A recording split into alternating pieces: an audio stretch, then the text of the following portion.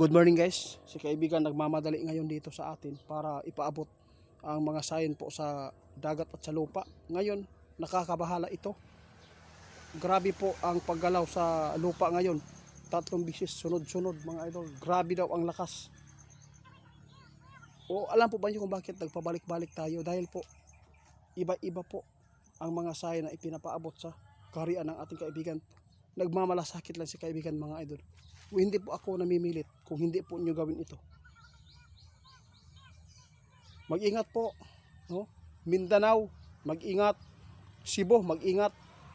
Kasi grabe po itong nakita ngayon ng ating kaibigan. Grabing sobrang lakas po ang paggalaw sa lupa. Hindi natin alam mamaya, bukas, mamayang gabi. Mag-ingat tayo. Alam na po ninyo ang mga babala ng ating kaibigan na hindi dapat tayo ay mag-isti dyan. Lalo na sa mga makapanood sa atin, paki-share na lang mga idol. Dahil si kaibigan, nakakabahala daw ang nakikita nilang mga impormasyon. Dahil ito ay nagbibigay po ito ng babala sa kanila. Na ito po ay mayroon pong mga lindol na makakasagupa ng ating ilang mga lugar po dito sa ating bansa. Sa Manila, mayroon po, tama ka kaibigan, mayroon pong paggalaw.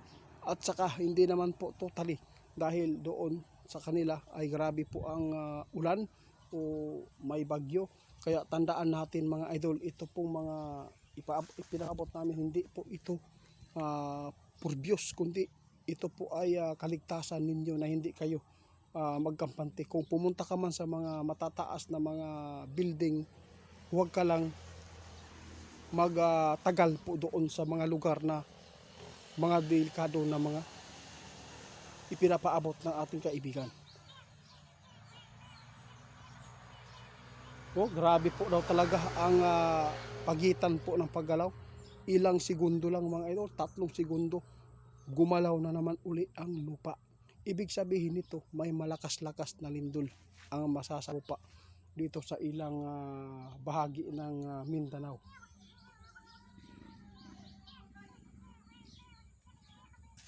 Salamat kaibigan.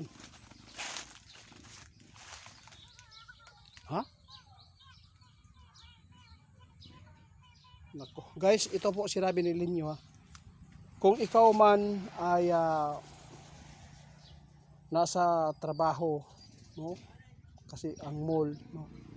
Huwag lang kayo magpanik mga idol para hindi kayo madidisgrasya at hindi kayo mahulog sa mga elevator dahil si kaibigan may nakita talaga ngayon na hindi maganda na masagupa natin dito sa Mindanao.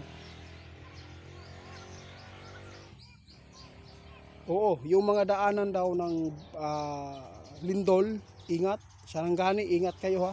Dahil doon po talaga nakatuon lagi ang impormasyon ng ating kaibigan. Oo, sige kaibigan.